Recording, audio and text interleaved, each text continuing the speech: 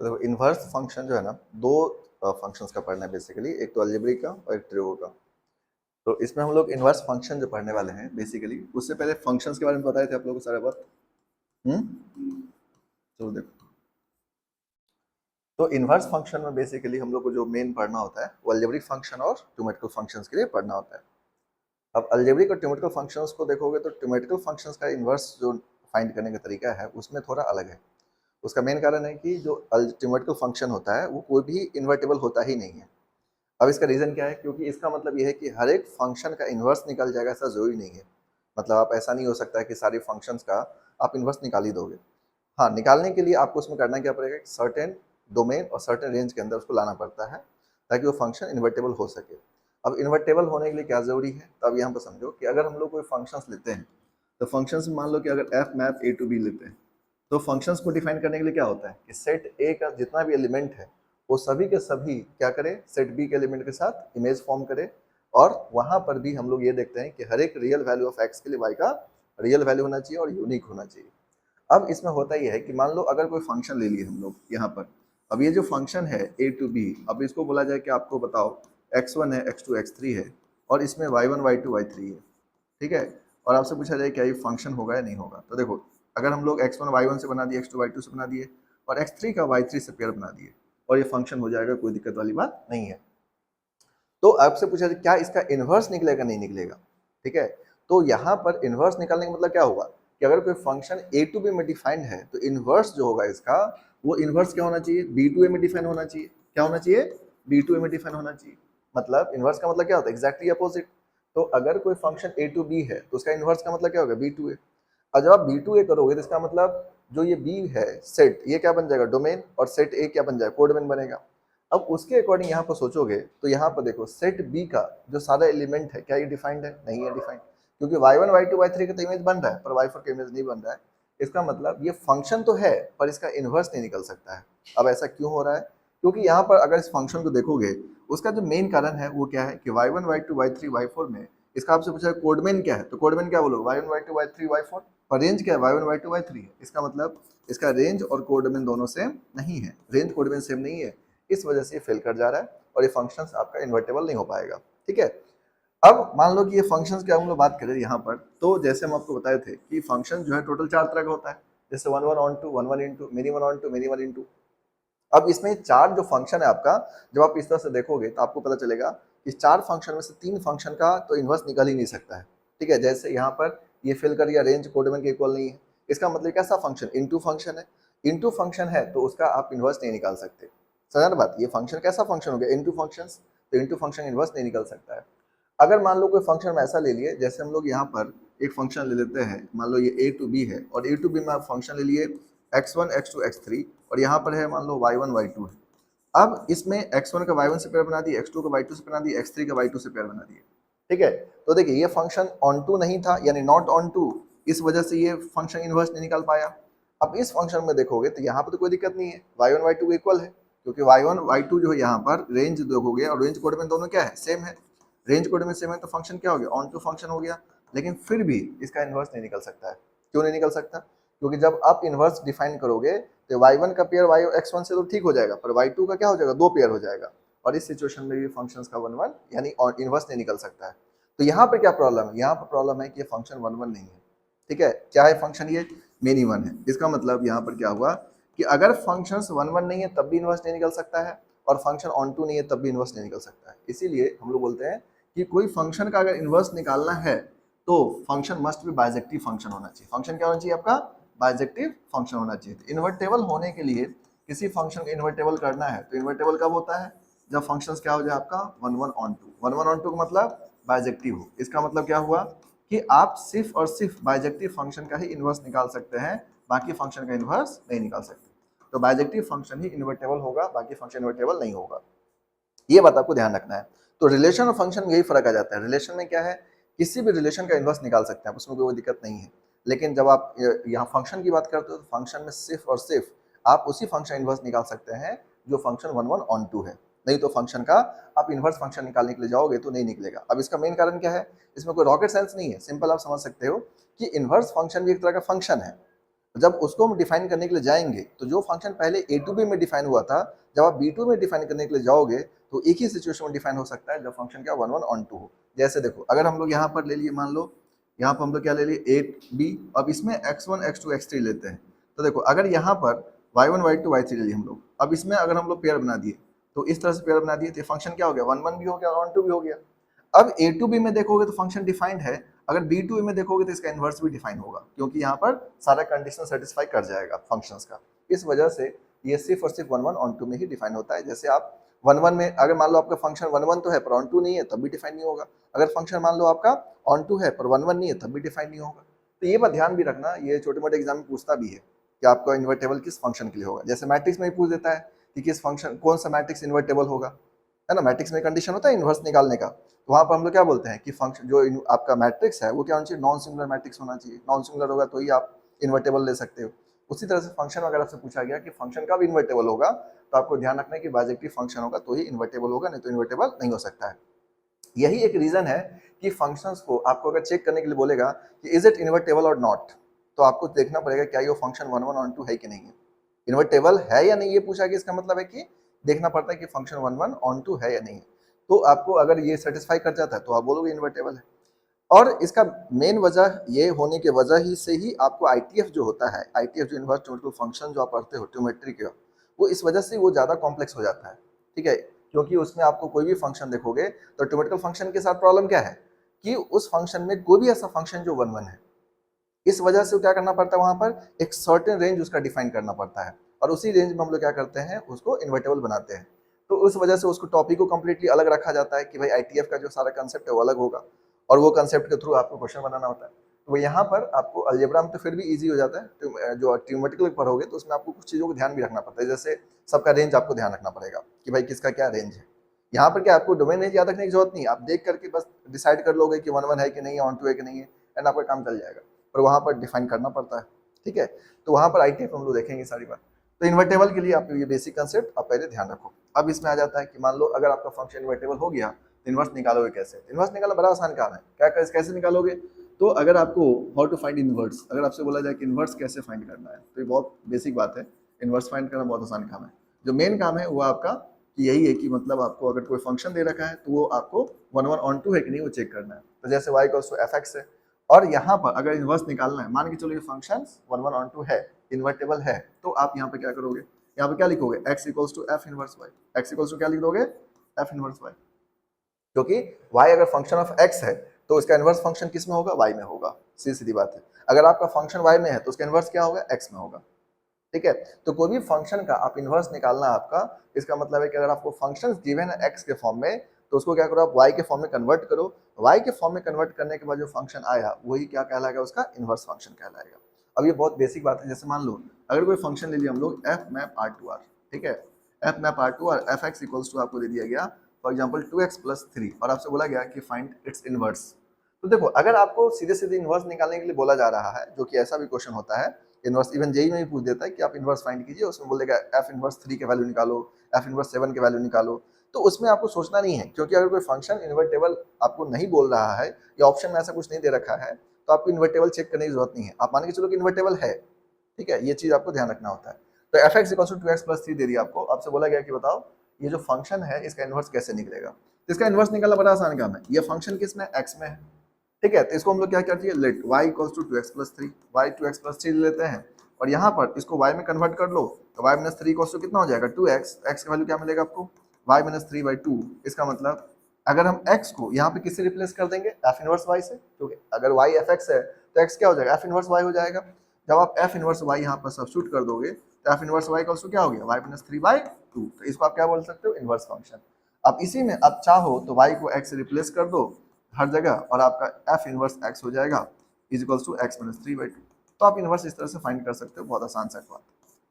तो inverse function निकालना बहुत आसान काम है, बहुत ज़्यादा डिफिकल्ट काम नहीं है। Inverse one of the easiest काम है निकालना। लेकिन यहाँ पर कुछ कुछ बात है जो आपको ध्यान रखना पड़ेगा, क्या क्या आपको समझना चाहिए, क्योंकि इनवर्स फंक्शन जेई के एग्जाम में क्या होता है कि इनवर्स फंक्शंस निकालने के क्वेश्चन बहुत रेयर केस में आता है, ठीक है। आपको इन्वर्टेबल अगर पूछा भी गया तो थोड़ा कॉम्प्लेक्स करके क्वेश्चन पूछ देगा, जैसे क्वाड्रेटिक का बोल देगा कि इनवर्स निकाल के दिखाओ, ठीक है। वो बताएंगे आपको क्वाड्रेटिक इनवर्स कैसे निकाल। जैसे आपको दे देगा F X equals to X square plus 4x plus 3, या x square plus 4x plus 5 इस तरह से फंक्शन दे देगा, बोलेगा उसका इन्वर्स निकालो, क्योंकि उसके इन्वर्स में क्या होता है कि प्रॉब्लम ये हो जाता है कि आप इजिली कन्वर्ट नहीं कर सकते वाई के फॉर्म में, ठीक है। तो उस सिचुएशन में थोड़ा सा लोग वहां पर फंस जाते हैं। अदरवाइज आप देखोगे तो बहुत ज़्यादा डिफिकल्ट नहीं होगा। लेकिन यहाँ पर जो कुछ कुछ बातों को आपको समझना है इन्वर्स निकालने के लिए, वो ये है कि जैसे कि अगर कोई फंक्शन है आपके पास, जैसे ये फंक्शन था एफ एक्स, और आप मान के चले कि ये 1 1 ऑन 2 है, तो इसका इन्वर्स हम फाइंड कर सकते हैं। लेकिन अगर आपसे पूछा जाए कि ये दोनों जो फंक्शन है एफ एक्स और एफ इनवर्स एक्स, जो इन्वर्टेबल फंक्शन है, वो फंक्शंस किस लाइन के सिमेट्रिक होगा, अगर आपसे पूछा जाए किस लाइन के सिमेट्रिक हो सकता है, ठीक है।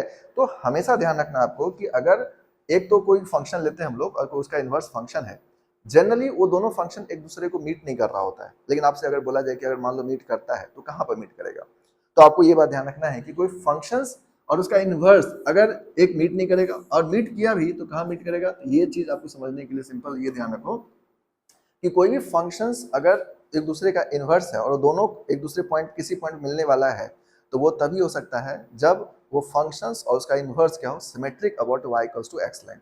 इसका मतलब कि इन्वर्स फंक्शंस और जो मेन फंक्शन होता है दोनों आपस में किसका सिमेट्रिक होता है, y equals to x line. जैसे आप इवन फंक्शन के लिए पढ़ते हो, इवन फंक्शन में क्या पढ़ते हो कि जो फंक्शन है वो किसके सिमेट्रिक होता है, y एक्सिस के। अगर आपका ऑड फंक्शन है तो किसके सिमेट्रिक होता है, ऑरिजिन के। ऑरिजिन के सिमेट्रिक होता है ऑड फंक्शन, और y एक्सिस सिमेट्रिक क्या होता है, इवन फंक्शन होता है।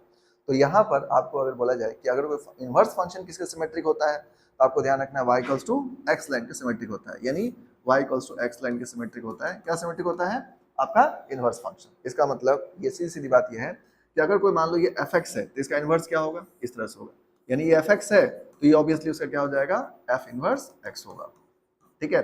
इस वजह से ही अगर आपसे कोई पूछे कि e के पावर x का बताओ इन्वर्स क्या होगा, तो बहुत आसानी से बता सकते हो। देखो e के पावर x का इन्वर्स पूछा गया, मान लो आपको ग्राफिकली यहाँ पर देखना है, तो ये किसका ग्राफ है, e के पावर x का। अगर हम लोग y equals to x line लेते हैं और इसका क्या बनाते हैं, ग्राफ बनाएंगे, तो ग्राफ कैसा दिखेगा, ऐसा दिखेगा। ये कहाँ से क्रॉस करता है, 1 से क्रॉस करता है, ये भी 1 से क्रॉस करेगा, तो ये किसका ग्राफ हो जाएगा, log x का, या फिर आप बोल सकते हो ln x, ठीक है। तो देखो ये एक दूसरे का इन्वर्स है, और निकाल के भी चेक करो तो ये मिलेगा आपको। जैसे y अगर आप इसको सॉल्व करोगे तो y इक्वल्स टू क्या है, e के पावर x, तो e को इधर लाओगे तो क्या हो जाएगा, ln y equals to x, यानी x इक्वल्स टू कितना हो गया, ln y, और x को क्या लिखोगे, f इनवर्स y। तो यहाँ से क्या मिलेगा आपको, ln y मिलेगा, y को रिप्लेस कर दो x से, तो f इनवर्स x का वैल्यू क्या हो जाएगा, ln x आ जाएगा। सीधी सीधी बात। इसका मतलब e के पावर x का इनवर्स क्या है, log x है, और ये आप साफ साफ देख सकते हो दोनों क्या है, किसके सिमेट्रिक है, y equals to x line. तो आपको ध्यान रखना है कि ये जो इनवर्स फंक्शन होता है और जो आपका फंक्शन है, दोनों किसके सिमेट्रिक होता है, y equals to x line के। तो ये दो बात ध्यान रखना जरूरी है। जैसे आप इवन फंक्शन के लिए ध्यान रखते हो, ऑड फंक्शन के लिए ध्यान रखते हो, उसी तरह से ये भी ध्यान रखना जरूरी है। क्लियर है बात। तो अगर आपसे बोला जाए कि अगर ये फंक्शंस कहीं पर दोनों मीट कर रहा है, अब इसका मतलब क्या हुआ, मीट करने के चांसेस कहाँ पर है, y equals to x line पर।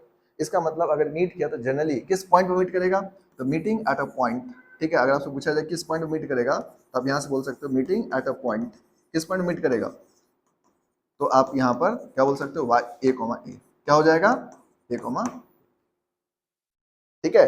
और यहाँ पर यहीं से आप देखते हो कि क्योंकि ये y इक्वल्स टू x के ही इक्वल हो सकता है, इसका मतलब क्या होता है कि यहाँ पर हम लोग बोलते भी हैं कि फॉफ जो होता है, f o f of x is equals to क्या हो जाता है, x। इसका मतलब ये जो फंक्शन होता है कि फॉफ का मतलब क्या हो गया, f of f equals to x। तो हम लोग क्या बोलते हैं कि अगर कोई फंक्शन है और उसका इन्वर्स दोनों अगर आइडेंटिटी फंक्शन के इक्वल है, इसका मतलब f inverse x f x दोनों क्या होगा, इक्वल हो जाएगा। तो f inverse x f x equal कब होता है, जब फॉफ ऑफ x इक्वल्स टू क्या हो जाएगा, x हो जाएगा, यानी आइडेंटिटी फंक्शन के इक्वल हो जाएगा। तो ये कंसेप्ट भी आप ध्यान रख सकते हो, फॉफ वाला, यानी f इनवर्स x अगर आपसे पूछा जाए कि अगर f x के इक्वल है, इसका मतलब क्या होगा, f inverse x f x equal कब होगा, जब ये किसी आइडेंटिटी फंक्शन के इक्वल हो, ठीक है। तो दोनों का इन्वर्स, जो कोई फंक्शन देखोगे आप और किसी फंक्शंस का इन्वर्स देखोगे और बोला गया कि दोनों सेम है, तो दोनों सेम कब होगा, वो दोनों सेम तभी होगा जब वो किसी आइडेंटिटी फंक्शन के इक्वल होगा। आइडेंटिटी फंक्शन मतलब या x के इक्वल होगा या y के इक्वल होगा, ठीक है। इसीलिए यहाँ पर f इनवर्स x बराबर एफ एक्स कब बोलते हैं, ये कब किसके इक्वल होता है, आइडेंटिटी फंक्शन के इक्वल होता है, अदरवाइज हो ही नहीं सकता, है ना। आइडेंटिटी फंक्शन के इक्वल होता है। जैसे आपको बोला जाए ये इनवर्स फंक्शन, ये एफ एक्स फंक्शन है, ये दोनों के इक्वल होना है तो कहाँ पर होगा, ऑब्वियसली इस लाइन पर होगा। इसीलिए ये दोनों इक्वल है तो कहाँ पर होगा, at identity function. Identity function मतलब x इक्वल्स टू y या y equals to x line. तो बेसिकली हम लोग इसी कुछ हम लोग क्या लिखते हैं, f इनवर्स x को हम लोग क्या बोल सकते हैं, फॉफ, है ना, फॉफ ऑफ x इक्वल्स टू क्या हो जाएगा, आइडेंटिटी फंक्शन। आइडेंटिटी फंक्शन यानी x या y बोल सकते हैं आप यहाँ पर। तो कभी भी कभी कभी कोई फंक्शंस में अगर आपको बोला जाए कि फॉफ जो है फॉफ वो आइडेंटिटी फंक्शन इक्वल या एक्स के इक्वल है, तो आपको समझ जाना है क्या समझोगे इससे कि एफ इनवर्स एक्स और एफ एक्स दोनों क्या है, सेम है। ठीक है, स्पेशली जेई वगैरह क्वेश्चन में ये जनरली यूज होता है ये कंसेप्ट। ठीक है, तो आपको ये सारी बात को ध्यान रखना है। क्लियर है बात? तो यहाँ पर ये जो फंक्शंस है ये आपको इस तरह से सॉल्व कर सकते हो। तो इससे क्या होगा कि आप इजीली चीजों को हैंडल कर सकते हो, क्योंकि इनवर्स निकालना बड़ा आसान काम है। लेकिन होता क्या है दिक्कत, जेई वगैरह क्वेश्चंस में क्या करेगा, आपको फॉग लिख देगा। ठीक है, एफ ऑफ उसमें क्या होता है, एफ फॉग लिख दिया, बोला कि जी इनवर्स बताओ क्या होगा। तो उसमें घबराना नहीं है कि आपको जी इनवर्स पूछ रहा है या एफ इनवर्स पूछ रहा है। आपको सिंपली समझना है कि भाई अगर वो आइडेंटिटी फंक्शन इक्वल है, जैसे हम बोलते हैं कि fog of X, fog is equal to X. ठीक है, फॉग है ना एक्स के इक्वल, या आइडेंटिटी फंक्शन इक्वल है। अगर आपको बोला जाए एक्स तो ठीक है, मान लो अगर बोला कि आइडेंटिटी फंक्शन इक्वल है तो आप अपने इस एक्स के इक्वल कर सकते हो। अब यहाँ पर देखोगे तो ऑब्वियसली ये क्या लिखते हैं हम लोग, एफ ऑफ जी एक्स, है ना, F of G X equal to X. तो एफ को अगर इस साइड लेके आएंगे तो क्या हो जाएगा, जी एक्स इक्वल टू कितना मिल जाएगा आपको, एफ इनवर्स एक्स। इसका मतलब क्या हुआ कि एफ इनवर्स एक्स और जी एक्स दोनों क्या हो जाएगा, सेम हो जाएगा। तो यहाँ पर आपको जी एक्स निकालने के लिए बोला गया, तो आप क्या करोगे, जो फंक्शन गिवन है उसका इनवर्स निकाल दो, ऑटोमेटिकली क्या निकल जाएगा, जी एक्स निकल जाएगा। ठीक है, तो इस तरह से इन चीजों को हैंडल करना पड़ता है, मतलब सीधे सीधे आप नहीं कर सकते, थोड़ा इस तरह से सॉल्व करो तो बन जाएगा। क्लियर है बात? तो इसको नोट कर लो,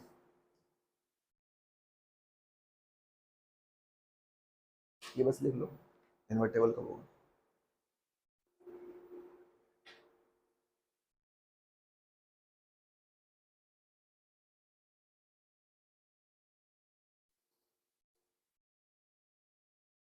ये लोग इसलिए नहीं आया कि रैली था आज, इसलिए नहीं आया कि मतलब संडे है, हद है। कल उधर गए थे तुम, उस साइड तो रैली चल रहा था क्या, शांत हो गया था ना, प्रशांत किशोर का। वो तो खैर नेता लोग है, वो लोग तो करते ही रहता है कुछ ना कुछ। प्रशांत किशोर शायद इस बार खुद ही खड़ा हुआ है, इस नहीं पिछले बार खड़ा नहीं हुआ था। हाँ पिछले बार वो खुद नहीं हुआ, इस बार शायद खुद ही हुआ है।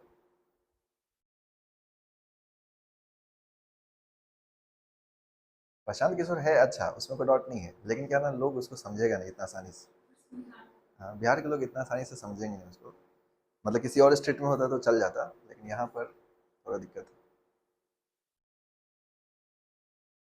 वो कितना भी समझा ले ना, जैसे मान लो हम समझाते हैं ना, बच्चा लोग को पूरा समझा दिए, मोटिवेट भी कर दिए, फिर वो यहाँ से निकलता है, मोबाइल निकालता है, रील देखता है दो चार, भूल जाता है कि सर क्या बोले थे। तो वही सीन है। हाँ, प्रशांत किशोर कितना भी समझा ले, यहाँ की जनता क्या है ना कि जब तक वो सामने है तब तक चीज़ों को समझ रहा है, लेकिन जैसे ही वो गया तो वो भूल जाता है कि क्या समझाया गया था। वो फिर से वहीं पर आ जाता है जहाँ पर थे वो एक दिक्कत है। बदलना नहीं चाहता है, और बदलने में थोड़ा तकलीफ तो होता ही है, हर लोगों को छोड़ना पड़ता है। तो ये वो नहीं बात होता है कि कहीं जाने के लिए कहीं से निकलना पड़ेगा, और लोग यहाँ पर निकलना नहीं चाहते हैं। मेन बात यही है। और ऑब्वियसली मतलब आज भी देखो 70-75 साल के बाद भी लोग गवर्नमेंट जॉब के ही पीछे पड़ा है ना बिहार के लोग। चीज़ें बदल रहा है, नहीं बदल रहा है, आज भी लोग मतलब इस तरह से हो जाता है कि नहीं गवर्नमेंट जॉब ही सब कुछ है। और हाँ, तो काफ़ी चीज़ें हैं जो मतलब यहाँ के लोग एक्सेप्ट ही नहीं कर पाता है। जैसे बिहार में अगर मान लो कि प्राइवेट सेक्टर में अगर बढ़िया पैसा कमा ले, तो लोग उसके ऊपर क्वेश्चन कर देगा कि कुछ गलत कर रहा होगा, क्योंकि उनको उनको लगता ही नहीं है कि कोई और कुछ करके पैसा कमाया जा सकता है। ये सच बात है। कोई इंजीनियर मान लो और बोल दिया कि अगर मतलब किसी कंपनी में जॉब करते मेरा 30 लाख का पैकेज है, तो सीधे बोल देगा ये फेंक रहा है। और गलती से उसने कुछ ऐसा 30 लाख का कोई काम कर दिया मान लो, तो बोले पक्का कुछ गलत काम कर रहा है, हाँ ये ऐसा लड़का है, ये कुछ ऐसा कर रहा होगा। मतलब ये सब है थोड़ा, इजीली एक्सेप्ट नहीं करता है लोग, क्योंकि यहाँ लोग देखा नहीं है ना बाहर कि कैसा है क्या है। हम्म, हाँ कुछ और देखा ही नहीं उसको। एक तो ऑप्शन भी नहीं है बिहार में, वो भी बात है, मेन बात वो भी है। हम्म, बाकी स्टेट में बहुत ऑप्शन है। नॉर्थ इंडिया में थोड़ा ऑप्शन कम है, नॉर्थ इंडिया में लगभग स्टेट में सेम हाल है, इसीलिए गवर्नमेंट जॉब के पीछे सबसे ज़्यादा नॉर्थ इंडियन ही पड़ा रहता है। हम्म, हम्म,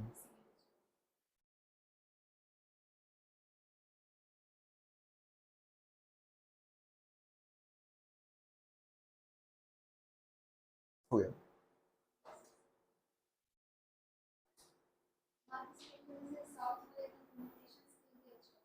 हाँ, कम्युनिकेशन स्किल बहुत ज़्यादा ज़रूरी है। एजुकेशन जब तुम्हारा हो जाएगा का मतलब ये जो एकेडमिक एजुकेशन है जिस दिन कंप्लीट हो जाएगा उसके बाद तुम्हारा कम्युनिकेशन स्किल ही मैटर करेगा कि किस तरह से तुम अपने आप को रिप्रेजेंट कर रहे हो, कहाँ पर प्रेजेंट कर रहे हो अपने आप को, वो सब बहुत मैटर करता है। मतलब कैरी करना होता है ना खुद को, वो आप किस तरह से कैरी कर रहे हैं बहुत इंपॉर्टेंट होता है। यहाँ पर जो है मतलब चीज़ें इस तरह से है कि मतलब आप खुल के सोचने ही नहीं देता है बच्चों को, या मतलब कि किस तरह से सोचना है, किस तरह से करना है। अब मान लो कोई बच्चा यहाँ पर क्या है, अब सीबीएसई में पढ़ने के बाद भी देखो तो उसका स्पोकन नहीं ठीक रहता है, मतलब वो प्रॉपर इंग्लिश वे में मतलब नहीं बोल सकता है। उसका कारण क्या है कि वो 4-5 घंटे स्कूल में रहा भी, स्कूल में वो अगर रूल है भी कि जैसे यहाँ पर है स्कूल सब में कि आपको इंग्लिश ही बोलना है, लेकिन घर जब जाता है वो तो सीधा भोजपुरी पा जाता है माघी बोलना शुरू कर देता है। तो मान लो कैसे कोई बच्चा उस चीज़ को ये कर पाएगा, ठीक है। मतलब थोड़ा बहुत भी, जैसे दिल्ली में क्या है, दिल्ली में घर के अंदर भी मतलब चल रहा है मतलब लैंग्वेज जो है उनका बहुत अच्छा है, कम्युनिकेशन बहुत अच्छा है। अब यहाँ पर क्या है कि मतलब अगर बच्चा गलती से भी घर के अंदर इंग्लिश बोल दिया एक दो लाइन, तो लोग हैं इंग्लिश झाड़ रहा है तुम तो वो अलग वे में ले लेता है। नहीं तो कोई भी सोचो कि 10 साल 12 साल इंग्लिश स्कूल में पढ़ने के बाद इंग्लिश नहीं बोल पाता है, ये बहुत बड़ी बात है ना, मतलब सोचने वाली बात है।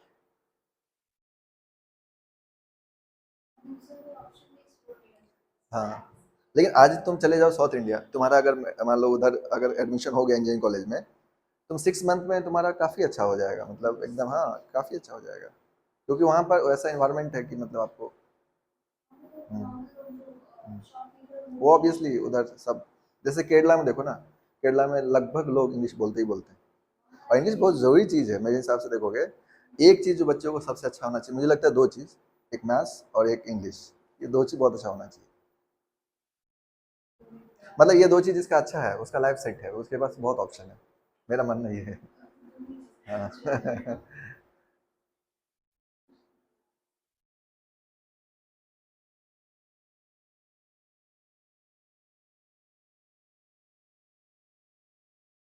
10 तक अगर बच्चा जो है ना अपना मैथ्स बहुत अच्छा कर ले और इंग्लिश बहुत अच्छा कर ले, और साइंस अगर मतलब ठीक ठाक भी, हालांकि अच्छा हो तो ज़्यादा बेटर है, मतलब ठीक ठाक भी तो बहुत अच्छा कर जाता है आगे चल के।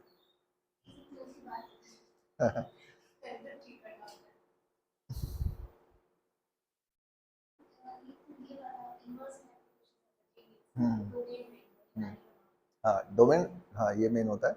डोमेन नहीं चलना कि जनरली आपको पूछा जाएगा जो इन्वर्स का, वो ट्यूमेट्रिकल का पूछा जाएगा आपको, ट्यूमेट्री वाले को। हाँ मतलब आपको इन्वर्स पूछ देगा, जैसे उसमें दो तीन फंक्शन ऐड कर देता है, लेकिन उसमें एक फंक्शन इन्वर्टेबल भी दे देगा, sign inverse something x-1 x-2 लिख देगा, आपसे बोलेगा इसका मतलब आपको डोमेन बताना है, रेंज बताना है, तो वो हाँ, तो वो तो ज़्यादा टफ नहीं है, मतलब इजी होता है, ठीक है। अभी जैसे डोमेन का क्वेश्चन तो हर बार आता है, इस बार भी आया है, ठीक है। एक क्वेश्चन तो रहता है, हाँ वो 100% रहता है। बस उसमें दो तीन चीज़ को ध्यान रखना होता है, जैसे आप रूट के बारे में अच्छे से जान लो, लॉग के बारे में जान लो। हाँ हाँ, थोड़ा बहुत अगर परेशानी हो सकता है तो रेंज निकालने में, क्योंकि वो थोड़ा सा टिपिकल है, क्योंकि उसमें कई बार क्या होता है कि आपको बियॉन्ड आपको सोचना पड़ेगा, तो वो चीज़ है। पर लेकिन डोमेन निकालना तो ईजी है, उसमें ज़्यादा कुछ नहीं है। हम्म, हम्म, हम्म। हाँ हाँ, वो कंपोजिट वाला पार्ट में जो इन्वर्स पूछता है ना, वहाँ पर कई बार प्रॉब्लम होता है। पर वो इजी है, ऐसा कुछ नहीं है, ठीक से समझ जाओगे तो ज़्यादा दिक्कत नहीं करेगा। हम्म, हम्म।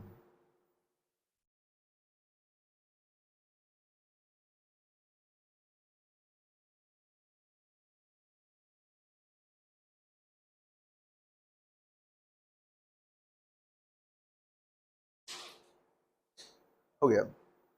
तो यहाँ पर ये आपको ध्यान रखना है कि अगर कोई फंक्शंस इन्वर्टेबल आपसे पूछा जाएगा तो आपको क्या चेक करना होगा, 1 1 on 2, ठीक है, या बाइजेक्टिव फंक्शंस, ठीक है, ये बात ध्यान रखना है, क्योंकि कई बार आपको ये सब पूछ दिया जाता है। तो अगर आपसे पूछा इज इट इन्वर्टेबल और नॉट, तो आप क्या देखोगे 1 1 on 2 है कि नहीं। अगर 1 1 on 2 है तो फंक्शंस क्या हो जाएगा, इन्वर्टेबल हो जाएगा, और नहीं हुआ तो कोई भी फेल किया तो इन्वर्टेबल नहीं हो पाएगा। तो अभी हम लोग कुछ क्वेश्चन देखते हैं, इसमें आपको इन्वर्स निकालना है, मतलब आप एज्यूम करके चलो कि फंक्शंस इन्वर्टेबल है, ठीक है। तो यहाँ पर फाइंड इनवर्स। वैसे भी अगर आपको मान लो कि कोई ऑप्शन में कोई भी एग्जाम दे रहे हो, जैसे ऑब्जेक्टिव एग्जाम है, चाहे वो आप जेई का दे रहे हो, जेई में तो खैर एक चांस कम रहता है इसका कि इन्वर्टेबल पूछेगा आपसे, लेकिन जैसे स्टेट वाला इंजीनियरिंग का एग्जाम दोगे तो हाँ, तो वो समय पूछ देगा आपको कि फंक्शन इन्वर्टेबल है या नहीं है, ठीक है। तो आप वहाँ पर देख लेना 1 1 on 2 है कि नहीं है।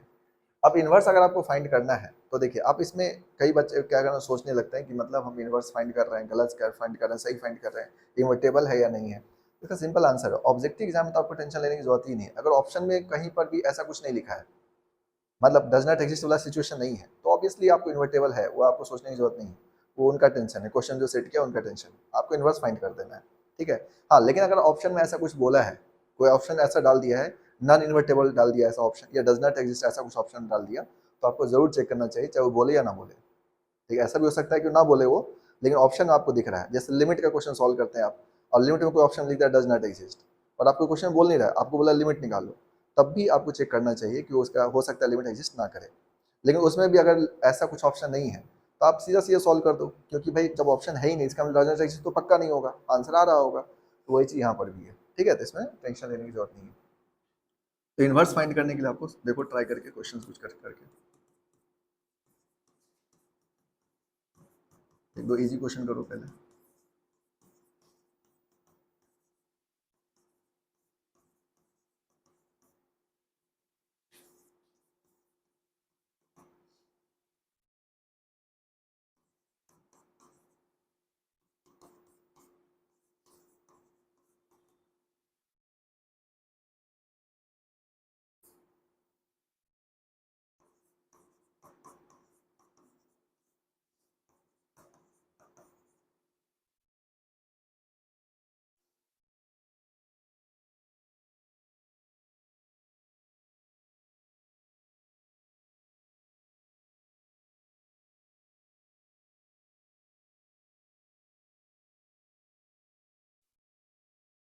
सारा क्वेश्चन बन गया, बना तुम्हारा?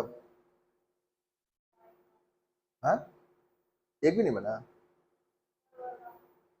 क्यों? इसमें तो इजी है, सारा क्वेश्चन इजी है, इसमें ज़्यादा कुछ थोड़ा है। थोड़ा बहुत इसमें दिमाग लगाना पड़ेगा फोर्थ वाला में, अदरवाइज तो सब आसानी है। तो इसमें तो सिंपली क्या करोगे आप, y इक्वल्स टू क्या कर लोगे, एक्स स्क्वायर इक्वल्स टू 4, तो y minus 4 equals to X square. Function y में चेंज कर दो, एक्स वैल्यू कितना आ जाएगा, रूट इन वाई माइनस 4। तो इसका मतलब इसको हम लोग एफ इनवर्स वाई लिख सकते हैं, या डायरेक्टली एफ इनवर्स एक्स बराबर क्या बोल सकते हो आप, रूट अंडर एक्स माइनस 4, और ये आंसर हो जाएगा। ठीक है, जैसे एफ इनवर्स वाई लिखोगे, फिर वाई को रिप्लेस कर दो एक्स से, तो ये डायरेक्टली आप लिख सकते हो, उसको कोई दिक्कत नहीं है। इसी तरह सेकंड क्वेश्चन है, सेकंड क्वेश्चन में क्या बोला गया आपको, तो वाई इक्वल्स टू कितना हो जाएगा, x minus 3 by 2x minus 5। हाँ बोलो।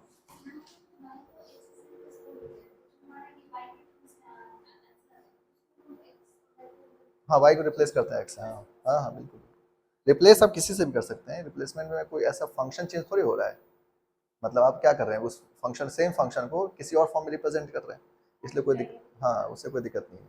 ठीक है, तो y को x minus 3 by 2x minus 5 है, तो इसको आप सॉल्व करोगे तो कितना आ जाएगा, 2xy minus of 5y equals to कितना हो जाएगा, x माइनस 3। x को इस साइड ले आओ तो क्या मिलेगा आपको, 2xy minus of x equals to 5y minus 3।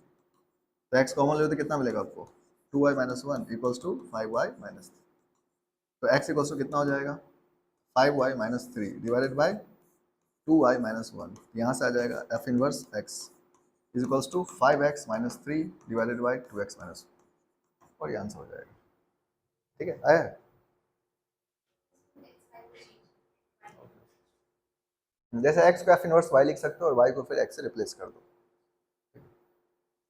Replacement आप कहीं भी कर सकते हो, जैसे इंटीग्रेशन में पढ़ोगे ना, तो इंटीग्रेशन में एक होता है substitution, substitution is different thing. ठीक है, पर एक होता है रिप्लेसमेंट, जैसे हम लोग कई बार पार्शियल फ्रैक्शन लगाते हैं, वहाँ पर रिप्लेस करते हैं। रिप्लेसमेंट में कोई दिक्कत नहीं है, रिप्लेसमेंट में आप सेम चीज़ को, इसलिए वहाँ पर जब डेफिनेट इंटीग्रेशन पढ़ते हो आप, या इंटीग्रेशन पढ़ते हो, तो उसमें क्या बोलते हैं, एफ एक्स डी एक्स और F T D T same बात है, क्योंकि फंक्शन सेम है, तो वेरिएबल से कोई फर्क नहीं पड़ेगा।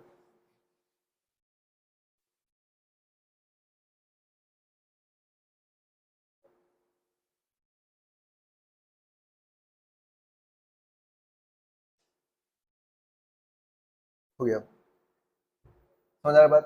थर्ड क्वेश्चन तो बन ही गया होगा। थर्ड क्वेश्चन में क्या है, आपको वाई जूम करके बनाना है, इनवर्स निकालना बहुत आसान काम है, ये सब बहुत ईजी है। लेकिन स्टेट वाला में तो पक्का ही क्वेश्चन एक आएगा आपको, स्टेट वाला में हर बार रहता है क्वेश्चन, एक दो क्वेश्चन तो 100% है। तो उसमें नंबर ऑफ क्वेश्चन ज़्यादा रहता है ना, 50% मैथ्स ही रहता है, तो इस, हाँ क्वेश्चन ईजी रहता है। हाँ, और नंबर ऑफ क्वेश्चन मैथ का ज़्यादा रहता है, क्योंकि 50% सिलेबस मैथ्स का ही होता है, तो इस वजह से आपको ज़्यादा पूछा जाएगा। तो y इक्वल्स टू जैसे e के पावर x प्लस 3, ठीक है, तो इसको क्या लिखोगे y minus 3 equals to e to the power x, तो x इक्वल्स टू क्या हो जाएगा ln ऑफ y माइनस 3, तो f इनवर्स x किसके इक्वल हो जाएगा ln of x minus 3, ln of x minus 3, या आप इसको लिख सकते हो log of x minus 3 base e, ठीक है, ध्यान से हो जाएगा, है बस में।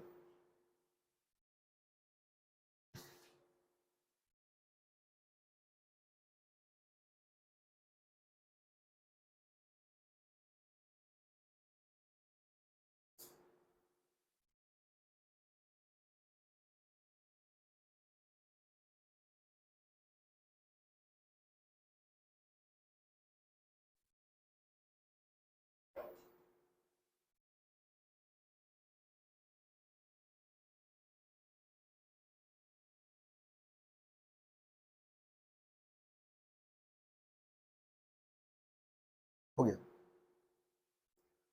लास्ट क्वेश्चन देखो, ये जो क्वेश्चन आपका e के पावर x प्लस e के power minus x by e के पावर x माइनस e के पावर माइनस x, तो ये इसमें भी क्या करोगे आप, let y is equals to क्या हो जाएगा e to the power x plus e to the power minus x divided by e to the power x minus of, इस तरह ये वाला क्वेश्चन शायद पूछ रखा है, ठीक है, कि ये क्योंकि इसमें इन्वर्स निकालने में थोड़ा सा है, तो e to the power x plus e to the minus x by e to the power x minus e to the power of minus x, आपको निकालना क्या है, इन्वर्स निकालना है, तो कैसे फाइंड करोगे इन्वर्स, अब इसमें क्या है कि x दो दो जगह है, अब उसको कैसे सेपरेट करोगे, तो बहुत सिंपल है, आप क्या करो, पहले इसको ऑपरेट कर लो, है ना, इसमें एक x के फॉर्म में लेके आओ, तो इसको हम लिख सकते हैं e to the power x plus 1 by e के पावर x, ऐसा लिख सकते हैं ना हम लोग, इसको क्या लिख सकते हैं हम लोग, e के power x minus of 1 by e to the power x, ठीक है, ऐसा लिख सकते हैं। अब यहाँ पर देखोगे तो आप यहाँ पे एलसीएम ले लोगे तो कितना मिलेगा बताओ, e to the power x का whole square plus 1 divided by e to the power x, और ये क्या हो जाएगा e to the power x का whole square minus 1 by e to the power x, इसको कैंसिल कर दो, तो यहाँ से क्या मिलेगा y इक्वल्स टू, आप इसको लिख सकते हो e to the power 2x plus 1 by e to the power 2x minus, ये बात समझ में आ रहा है, x का होल स्क्वायर है तो क्या हो जाएगा, ये 2x हो जाएगा, नहीं समझ आएगा बात, ये आ गया ना।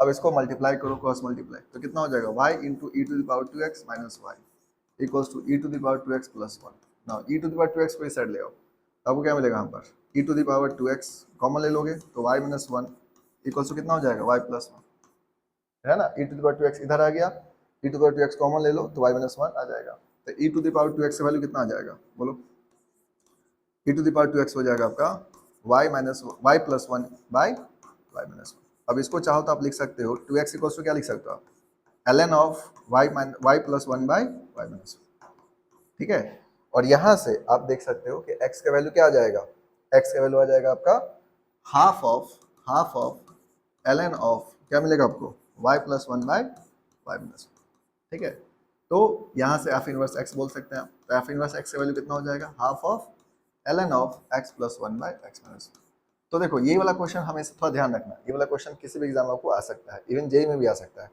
तो आपको करना क्या है कि हो सकता है e to the power x form हम दिए आपको क्वेश्चन, हो सकता है वो 10 लिख देगा, जैसे क्वेश्चन बोल देगा 10 to the power x plus 10 की पावर माइनस x, या फिर लिख देगा 2 के पावर x प्लस 2 की पावर माइनस x, ऐसा कोई भी क्वेश्चन अगर एक्सपोनेंशियल में दिखा आपको तो सेम वे में सॉल्व करना, क्वेश्चन बन जाएगा आपसे, ठीक है, इसी वे में सॉल्व करना, अगर आप मतलब कुछ और तरीका लगाओगे तो फिर क्या होगा, आप फंस जाओगे थोड़ा क्वेश्चन में, अगर आप डायरेक्टली मल्टीप्लाई करोगे तो भी दिक्कत हो जाएगा आपको, क्योंकि हमें क्या है ना फंक्शन को y में कन्वर्ट करना है, ये बात दिमाग में फिट रखना है, y में कन्वर्ट करने के लिए क्या करना पड़ेगा आपको, कि अगर ये सारा x जैसे इसमें दो दो अलग अलग x है, तो अगर एक साथ आ गया तो आप इजीली इसको सॉल्व कर लोगे, ये अच्छा क्वेश्चन है, थोड़ा इसको ध्यान रखना है, क्या बोले हो,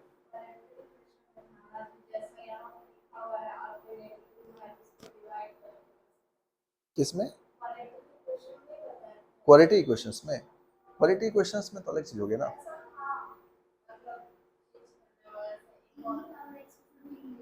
अच्छा वो तो सब्स्टिट्यूशन वाला था, वो तो अलग चीज, क्लियर हो गया बात, ये आप इन्वर्स इस तरह एक दो क्वेश्चन और आपको जनरली जानना है, जैसे क्वालिटी का इन्वर्स कैसे निकालते हैं, और इसके अलावा एक लॉग में भी क्वेश्चन आ जाता है जो आपको देखना पड़ेगा इन्वर्स कैसे फाइंड करना है, तो दो क्वेश्चन और बना के देखो, हटा दे इसको, हम्म,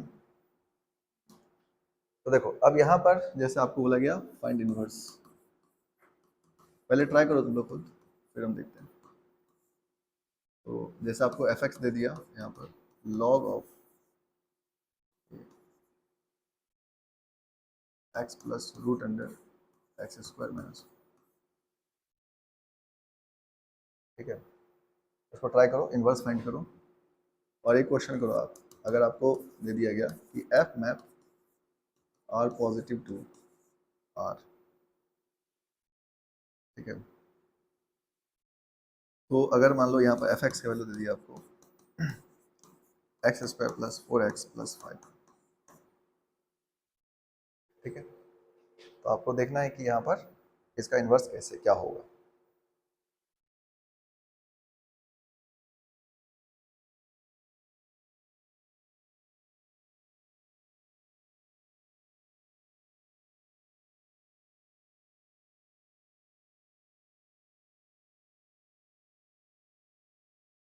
ये दोनों क्वेश्चन अच्छा है, ठीक है, इसमें तो बोर्ड में ये भी पूछता है कि इज इट इन्वर्टेबल और नॉट, ये वाला क्वेश्चन आपको सीबीएसई वगैरह में जनरली इस तरह क्वेश्चन पूछता है।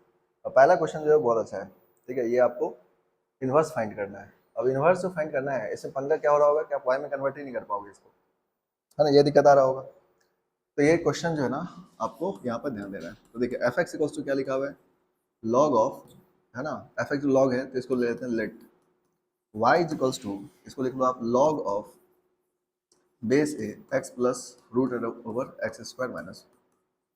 तो देखो लॉग ऑफ ए है, तो इस ए को इधर ले आओ तो क्या मिलेगा, ये a to the power y equals to क्या हो जाएगा, x plus root under x square minus. अब पंगा क्या है यहाँ पर कि ये जो एक्स है ये आपको एलिमिनेट करना है, यहाँ से एक एक्स लाना है। अब यहाँ पर क्या करोगे आप, ये आपको समझना है। तो एक कंसेप्ट होता है जो क्वालिटी क्वेश्चन हम लोग यूज करते हैं कि अगर इसको ध्यान से देखोगे, इसको रेशनलाइज करोगे, अगर इसको आप रेशनलाइज कर फॉर्म में ले जाओगे, जैसे X plus root X square minus 1 है, तो अगर इसी टर्म को मान लो कि अगर हम लिखते हैं, जैसे अगर आपको ए की पावर माइनस वाई करोगे, जैसे ए की पावर वाई की value X plus root X minus 1 है, ए की पावर माइनस वाई का मतलब क्या होता है, ए टू द पावर वाई होता है, समझ पा रहे बात।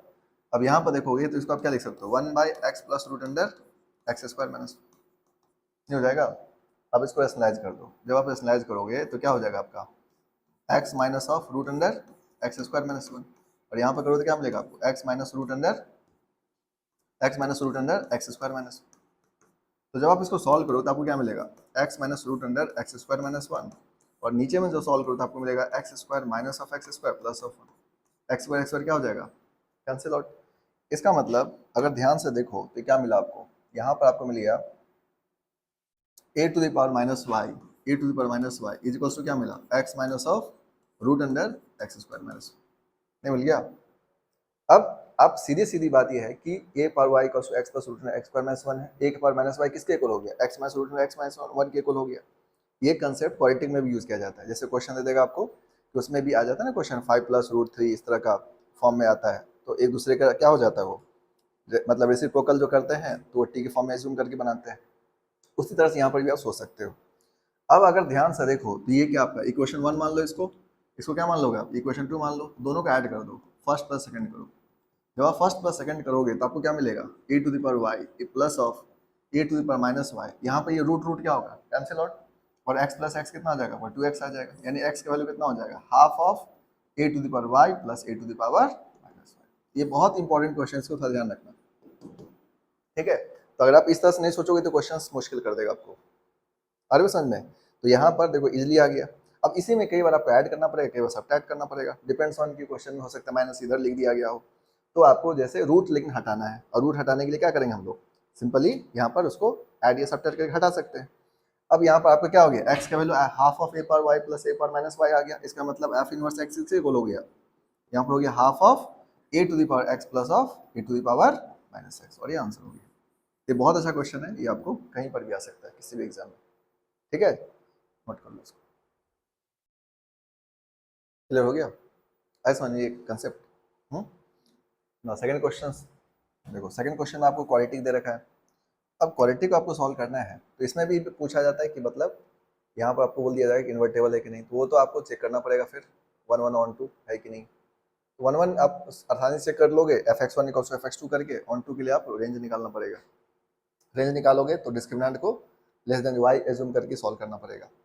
तो यहाँ पर हम आपको बता देंगे इसमें कि कैसे रेंज निकाला जाता है। तो आपको यहाँ पर कोई भी क्वालिटी क्वेश्चन मिला और आपको रेंज निकालना हो, ठीक है, जैसे रेंज फाइंड करना है, रेंज और इन्वर्स दोनों बता देते हैं आपको, रेंज कैसे फाइंड करना होता है, इन्वर्स कैसे फाइंड करना होता है।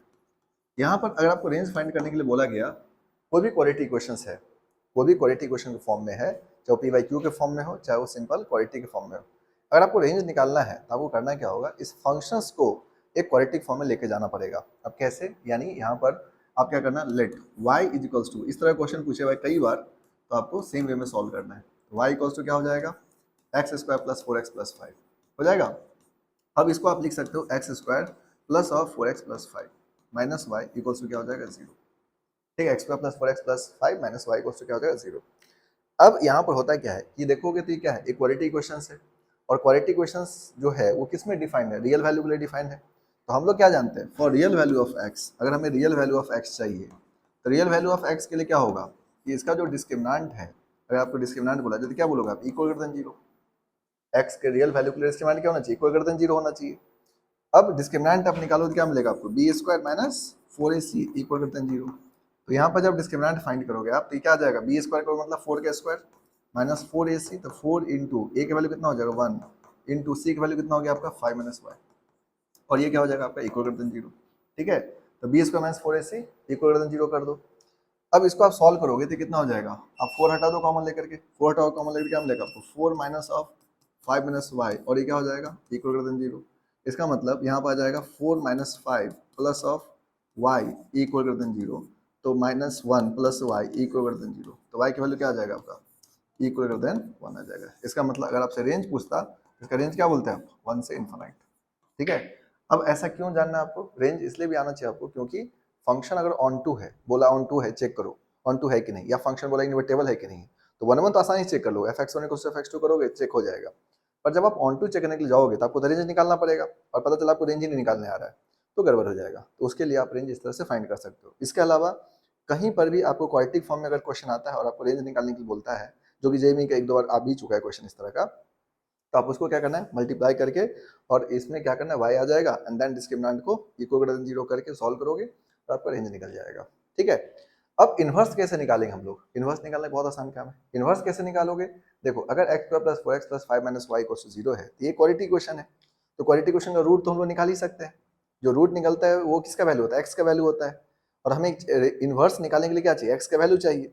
इसका मतलब आप यहाँ पर अगर आपको इन्वर्स फाइंड करने के लिए बोला जाएगा तो इन्वर्स के लिए क्या करना, ये फॉर्मूला लगा लेना, x equals to minus b plus minus root d by 2a, ये ऑपरेट करना, minus b plus minus root d by 2a operate कर लो, तो x का वैल्यू कितना हो जाएगा, x वैल्यू माइनस बी करो तो माइनस 4 है ना, plus minus root d, b square मतलब क्या हो जाएगा 16 माइनस ऑफ 4ac, यानी 4 इंटू 5 माइनस वाई हो जाएगा, डिवाइडेड बाय यहाँ पे क्या मिलेगा आपको 2a, तो 2 इंटू 1, यहाँ पे क्या आ जाएगा minus 4 plus minus of root under 16 minus of क्या हो जाएगा 20, और ये हो जाएगा प्लस, या फिर आप 4 चाहो तो कॉमन भी ले सकते हो, 4 कॉमन ले लो तो क्या आ जाएगा 2 बाहर आ जाएगा 2, और यहाँ पे क्या मिलेगा आपको, ये आ जाएगा 4 माइनस 5, तो क्या हो जाएगा प्लस वाई डिवाइडेड बाय ये कितना मिलेगा आपको 2, तो यहाँ से 2 कैंसिल कर दो तो minus 2 plus minus of root under ये कितना आ जाएगा आपका वाई माइनस 1 डिवाइडेड बाई 2 आ जाएगा, मतलब 2 तो कैंसिल ही हो गया, तो minus 2 plus minus root under y minus 1 आ गया।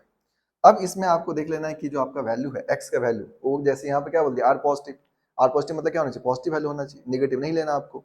तो आप यहाँ पर x का वैल्यू कौन सा ले लोगे, minus 2 plus of root under y minus 1 ले लोगे। इसका मतलब एफ इनवर्स x किसके इक्वल हो जाएगा, यहाँ बोल सकते हो आप root under x minus 1 minus of 2, और ये आंसर हो जाएगा। ठीक है, y की जगह x पुट कर दो, रूट x माइनस 1 माइनस 2, या minus 2 plus root under x minus 1 लिख सकते हो। क्लियर है बात, तो इन्वर्स फाइंड करना है तो इन्वर्स आप इस तरह से फाइंड कर सकते हो। अगर आपको टाइम सेव करना है, मान लो आप चाहते हो कि एक ही बार में दोनों हो जाए, क्योंकि ऑब्जेक्टिव क्वेश्चन में थोड़ी शो करना है कि इन्वर्टेबल मतलब है कि नहीं, आपको बस देख लेना है कि इन्वर्ट है कि नहीं, तो उसके लिए क्या कर सकते हैं आप कि डायरेक्टली इन्वर्स वाला कंसेप्ट लगाओ, और यहाँ पर जो रूट में जो भी आएगा वही डिस्क्रिमिनेंट होता है। फॉर्मूला में क्या, minus b plus minus root d, तो रूट में जो वैल्यू आएगा उसको आप देख लो उसका रेंज क्या आ रहा है। अब रूट को डिफाइन करने के लिए क्या करते हैं हम लोग, इक्वल ग्रेटर देन 0 करते हैं, तो इक्वल एंड ग्रेटर देन 0 करोगे तो यहाँ से भी आप देख सकते हो y की वैल्यू क्या आएगा 1 से ग्रेटर आएगा, तो इतना जो है ये एक्स्ट्रा टाइम आपको नहीं लगेगा और आप इजीली सॉल्व कर लोगे। ठीक है, तो दोनों काम एक साथ हो जाएगा। ऑब्जेक्टिव एग्जाम, बोर्ड के एग्जाम में क्या है कि अलग अलग करना पड़ता है, उसमें शो करना पड़ता है, तो ये क्वेश्चन बोर्ड में पूछे हुए हैं सीबीएसई वगैरह में, तो उसमें 1 1 ऑन 2 भी देख सकते हैं, एंड देन उसके बाद इनवर्स बोलता है फाइंड करने के लिए। ठीक है, तो बढ़िया क्वेश्चन है, दोनों क्वेश्चन अच्छा है, तो आप यहाँ पर इसको ध्यान रखो, नोट कर लो।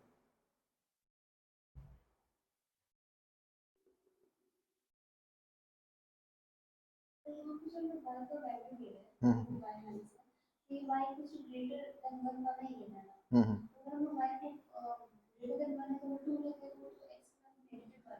कहाँ पर टू लेंगे तो? कौन सा वाला? यहाँ पर, यहाँ की बात कर रहे हो? y की वैल्यू 1 से ग्रेटर का मतलब हो गया कुछ भी वैल्यू ले सकते हैं y की वैल्यू 1 से ग्रेटर। नहीं तो 2 नहीं, मतलब जैसे वो जो बाउंड्री लाइन शिफ्ट हो जाएगा, मतलब जैसे 1 से इन्फिनाइट हुआ ना, तो उसमें ये होगा कि अगर हमें ऑन टू करना है तो रेंज कोऑर्डिनेट को सेम करेंगे हम लोग। तो वैसे तो अभी देखो दोनों सेम नहीं होगा, ये फंक्शन ऑन टू होगा ही नहीं, ठीक है। लेकिन जब हम लोग अगर इसको वन टू फंक्शन कन्वर्ट करेंगे तो ऑटोमेटिकली सेटिस्फाई करेगा उसको। हाँ हाँ हाँ, ऑब्वियसली, क्योंकि यहाँ पर तो मान लो हम ये चेक ही नहीं किए। अगर आप यहाँ पर देखोगे, आपसे पूछा जाता है कि इन्वर्टेबल है कि नहीं, तो यहीं पे फिल कर जाएगा ये, क्योंकि ये फंक्शन इन्वर्टेबल नहीं हो पाएगा। इसका कोडोमेन क्या है? रियल। और इसका रेंज क्या है? 1 से इन्फिनाइट। इसका मतलब फंक्शन ऑन टू है ही नहीं, ठीक है। तो ये तो जस्ट बताने के लिए था आपको इस तरह से। हाँ, लेकिन जब अगर फंक्शन इन्वर्टेबल होगा तो ऐसा कुछ नहीं होगा, सेटिस्फाई करेगा वो, ठीक है।